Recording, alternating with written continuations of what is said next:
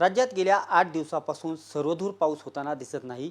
एकंदरीत आपल्यासोबत भारतीय हवामान पुणे विभागाचे प्रमुख एच डी सानप सर आहेत. सर काय सांगाल, खरं तर 8 दिवसापासून सर्वदूर पाऊस दिसत नाही, काय कशा पद्धतीचं येणार का तो?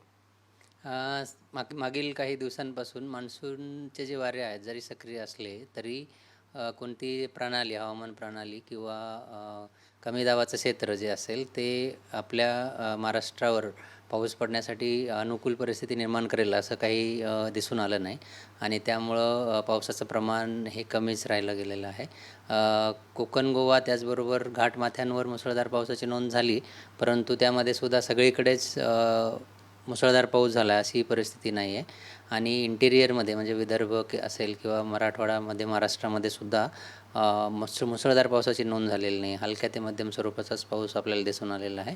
आता एक कमी दाबाचं क्षेत्र बंगालच्या उपसागरामध्ये तयार झालेलं आहे, परंतु त्याचं जी मूवमेंट आहे किंवा पुढे जे सरकण्याची गती किंवा दिशा आहे ती उत्तरेकडे आहे किंवा उत्तर पश्चिमेकडे आहे आणि त्याचा इम्पॅक्ट जो आहे तो झारखंड, ओडिसा, पश्चिम बंगाल आणि बिहारच्या काही रिजनवर होऊ शकतो. त्यामुळे आपल्याला तितका त्याचा इम्पॅक्ट नाही आहे. आणि बघायचं झालं तर सर्वदूर पावसाची आता शक्यता कमी वाटते, परंतु हलक्या ते मध्यम स्वरूपाचा पाऊस काही ठिकाणी पडू शकतो. एकंदरीत घाटमाथा असेल किंवा पुण्यात, विशेषतः पुणे शहर किंवा पुणे जिल्हा, कशा पद्धतीचं येणाऱ्या काळात हवामान खात्याचा अंदाजे काय सांग? जर आता आपण बघितलं तर घाटमाथ्यांवर मुसळधार पावसाची शक्यता आज, उद्या आणि परवासाठी आहे. येणारे 3 दिवस आहे आपण असं म्हणू शकतो. आणि कोकण आणि कोकण किनारपट्टीला आजच्यासाठी येलो अलर्ट दिला गेलेला आहे.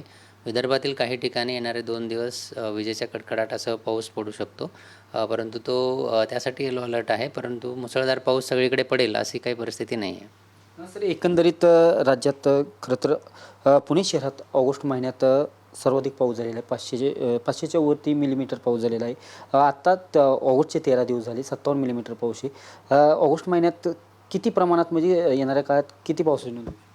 येणारे, जसं मी सांगितलं की हलक्या ते मध्यम स्वरूपाचाच पाऊस पडू शकतो, त्यामुळं मुसळधार पावसाची शक्यता प्लेन एरियाजमध्ये, घाटमाथा जर सोडला तर इतर एरियाजमध्ये मुसळधार पावसाची शक्यता नाही आहे. हलक्या ते मध्यम स्वरूपाचाच पाऊस पडू शकतो आणि विदर्भामध्ये विजेच्या कडकडाटाचा पाऊस पडू शकतो. अशी एकंदरीत परिस्थिती येणाऱ्या 4 ते 5 दिवसांसाठी आहे. एस्पेशली येणारे 2 दिवस ज्यामध्ये नाशिक, पुणे, कोल्हापूर आणि साताऱ्याच्या घाटमाथ्यांवर येलो अलर्ट आहे. त्यानंतर आजच्यासाठी जर बघितलं तर आज कोकण किनारपट्टीला येलो अलर्ट आहे.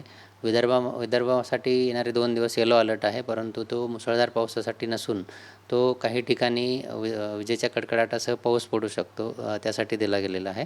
आणि त्यानंतर सोमवार, मंगळवार नंतर बऱ्याच ठिकाणी पावसाचा जोर कमी झालेला दिसेल.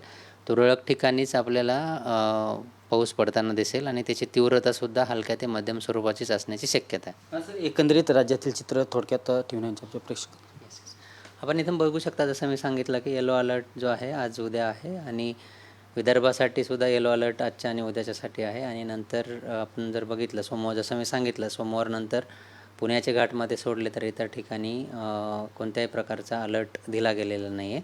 याचाच अर्थ तिकडे हलक्या स्वरूपाचा पाऊस पडू शकतो. सर्वदूर पावसाची शक्यता कमी आहे. नक्कीच भारतीय हवामान पुणे विभागाचे प्रमुख एच डी सानप सरांनी खरं तर येणाऱ्या काळात घाटमाथ्यावरती खरं तर 3 दिवस ते 2 दिवस जोरदार पाऊस येलो अलर्ट होऊ शकतो. तर जो विदर्भाचा काही पट्टा आहे, येथे येणाऱ्या 2 दिवसामध्ये विजेच्या कडकडांसह पाऊस होईल आणि इतर भागात जो रिमझिम म्हणजे हलक्या सरीचा पाऊस होईल असा जो हवामान खात्याचा अंदाज आहे तो वर्तवलेला पाहावयास मिळत आहे. कॅमेरा पर्सन अभिजित पिशासह मी दीपक कापरे, TV9 मराठी, पुणे.